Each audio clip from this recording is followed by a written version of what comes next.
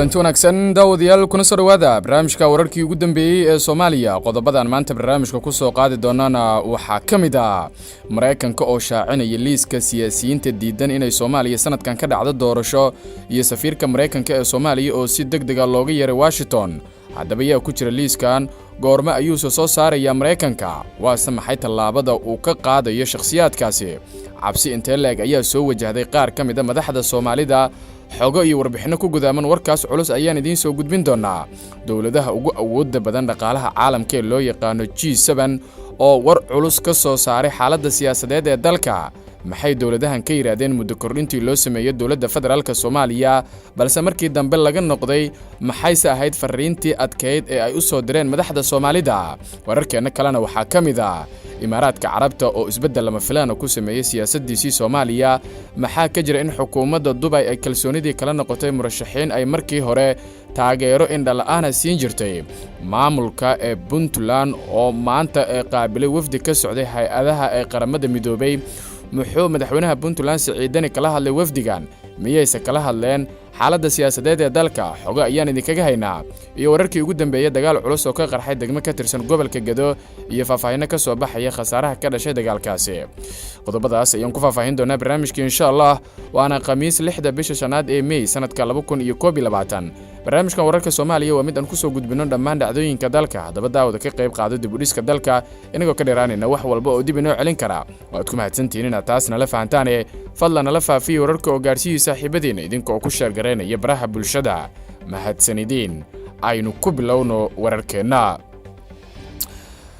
dawladda Mareykanka ayaa dhowaan waxa ay shaacinaysaa siyaasiyiinta ee diidan isla markaana dib u dhigaya doorashada Soomaaliya ee sanadkan 2021 iyadoo si degdeg ah ee Washington looga yeeray safiirka Mareykanka ee Soomaaliya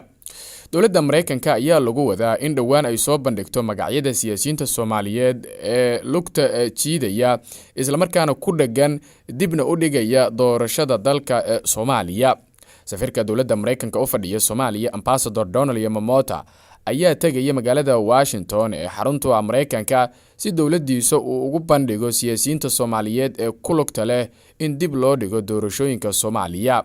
Ambassador Yamamoto ayaa kulan ay yeesheen wakiilada beesha caalamka iyo ra'iisul wasaaraha xukuumadda federaalka ah ee Soomaaliya waxa uu ka sheegay in looga yeeray Washington si uu warbixin uga siiyo Mareykanka dadka ku lugta leh inay dib u dhigaan doorashada oo qatar kuwa amniga Soomaaliya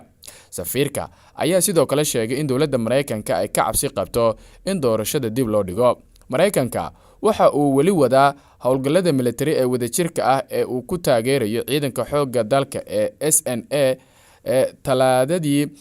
askari ayaa nooga dhintay gudaha Soomaalida waa in ay wajahdaa al-shabaab oo aysan ku mashquulin meelo kale ayuu safiirka Mareykanka ee Soomaaliya ka sheegay shirkii beesha caalamka iyo ra'iisul wasaare Roble Arbacadii dhexmaray safiirka ayaa sidoo kale sheegay in Mareykanku uu diyaar u yahay inuu ka caawiyo Soomaaliya kormeerka ee doorashooyinka qaybaha hore ee wararkeena ayaa la socotaan wadamada ku bahoobay ururka G7 ee awoodda warshadaha iyo dhaqaalaha ayaa bayaan ay si wadajir ah u soo saareen waxay kaga hadleen xaaladda Soomaaliya iyagoo walaac ka muujiyay ismarwaaga doorashooyinka dalka ugu horeyn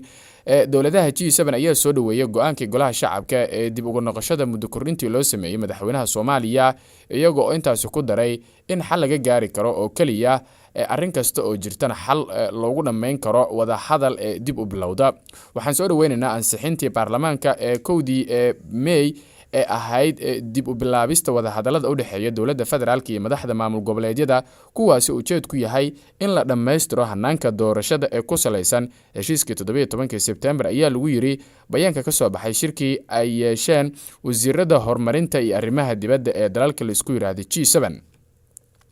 sidoo kale qoraalka ayaa lagu sheegay in toddobadan dal aysan taageeri doonin doorashooyin isbarbar socda isla markaana horseedi kara xasilooni darro dalalka G7 ayaa ku booriyay madaxda Soomaaliyeed in ay isxakameeyaan iyaga oo uga digay inay qaadaan tallaabooyin keeni kara isku dhacyo iyo in markaasi dalka dib loo celiyo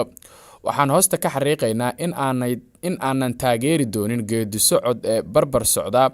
iyo kuwa hal dhinac ah mid aan loo dhammayn ama dadaalo cusub oo horseedaya kordhinta muddaxileedkii hore waxaan ku boorinaynaa dhammaan madaxda Soomaaliyeed in ay aad isku xakameeyaan oo ay ka fogaadaan ficil kasta oo hal dhinaca kaasi oo sababi kara in xiisadaha siyaasadeed ay ka sii daraan. waana muhiim in dhammaan dhinacyadu ay ilaaliyaan amniga iyo xasiloonida Soomaaliya ayaa mar kale lagu yiri war-saxaafadeedka ka soo baxay G7. ugu dambeyntii dalalka ku jira ururkan G7 ee kala ah Canada, Faransa, Jarmalka, Talyaaniga, Japan, Ingiriiska iyo Mareykanka ayaa ku goodiyay in ay wax ka bedeli doonaan qaabka ay ula macaamilaan Soomaaliya haddii aysan isbedel dhab ah la imaanin madaxda Soomaalida. hadalkan ayaa ku soo aadaya iyadoo weli ismariwaa uu ka taagan yahay hanaanka doorashooyinka dalka oo isku hayaan dowladda dhexe iyo mucaaradka. waxaase haatan socda wadahadallo u dhexeeya labada dhinac oo xal looga gaarayo khilaafka ka jira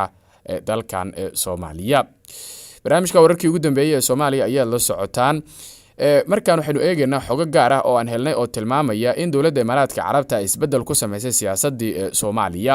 waxaa lagu soo warramaya in xukuumadda Dubai ee isbedel lama filaan ku sameysay siyaasadii ay u isticmaali jirtay Soomaaliya. waxaa la sheegayaa in ay markaasi kalsoonidii kala noqotay siyaasiyiin ay u arkaysay in ay yihiin kuwa ka taageeri kara marka ay madax ka noqdaan Soomaaliya danaha ay ka leeyihiin gudaha dalkeenan Soomaaliya. siyaasiyiinta qaar oo haatan murashaxiina ayaa la sheegay in laga jartay lacagihii ay dowladda Isutaga Imaaraadka Carabta ku taakulayn jirtay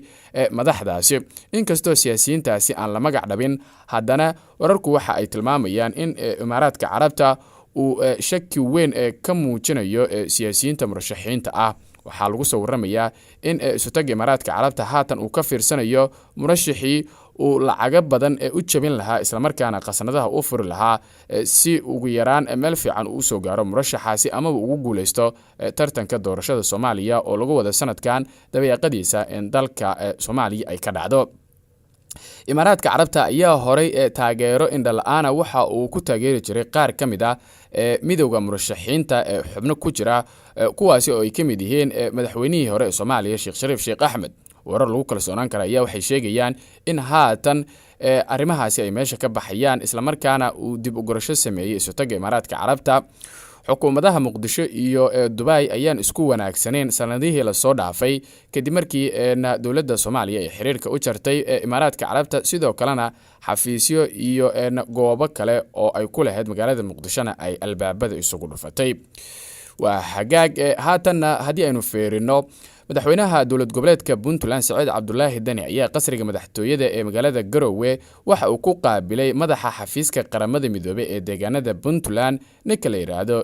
Griffin. kulanka oo looga hadlay arrimaha Puntland iyo guud ahaan Soomaaliya waxaa ka qayb galay Cabdicasiis Maxamuud Maxamed oo arrimaha siyaasadda u qaabilsan xafiiska qaramada midoobay ee Puntland. sidoo kale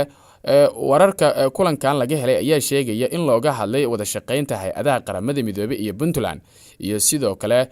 sidii qaramada midoobay kaalin weyn ay uga geysan lahayd caawinta dadka uu saameeyay roobkii ka da'ay deegaanada Puntland. madaxweynaha Puntland Saciid Cabdulaahi Dani oo fagaarayaasha aan ka soo muuqan toddobaadadii la soo dhaafay ayaa bilaabay kulamo kala duwan, waxaana sidoo kale la filayaa in maalmaha soo socda uu madax kala duwan kala hadlo arrimaha ku saabsan doorashooyinka Soomaaliya. warar kale oo soo baxay ayaa waxay sheegayaan in madaxweynaha dowlad goboleedka Puntland Saciid Cabdulaahi Dani uu maanta ku sii jeedo isla markaana safar lama filaan uu ku tagayo magaalada Nairobi ee dalkaasi Kenya. lama shaacin ujeedka safarkan uu ku tagayo magaalada Nairobi madaxweynaha Puntland, balse waxaa la xaqiijiyay in saacadaha soo socda madaxweynaha dowlad goboleedka Puntland uu ku wajahan yahay magaalada Nairobi ee dalkaasi Kenya. ugu dambeyntiina waxaa faahfaahin dheeraad ah laga helayaa khasaaraha ka dhashay weerar ku bilowday qarax xooggan oo saacadii la soo dhaafay ka dhacay qaybo ka mid ah degmada Ceelwaaq oo ka tirsan gobolka Gedo ee koonfurta Soomaaliya. weerarka oo ay qaadeen dagaalyahano ka tirsan Al-Shabaab ayaa lala beegsaday saldhig ciidamada Kenya ee qaybta ka AMISOM ay ku leeyihiin gudaha degmadaasi. dadka deegaanka waxay sheegeen in weerarka kadib uu xigay dagaal foolkafool oo dhex maray labada dhinac kaasi oo la isku adeegsaday hubka noocyadiisa kala duwan. ma cadda inta uu leeyahay khasaaraha rasmiga ah ee ka dhashay dagaalkaasi iyo weerarkan ka horeeyay, waxaana dadka halkaasi ku sugan soo wajahay cabsi xooggan kadib weerarkaasi.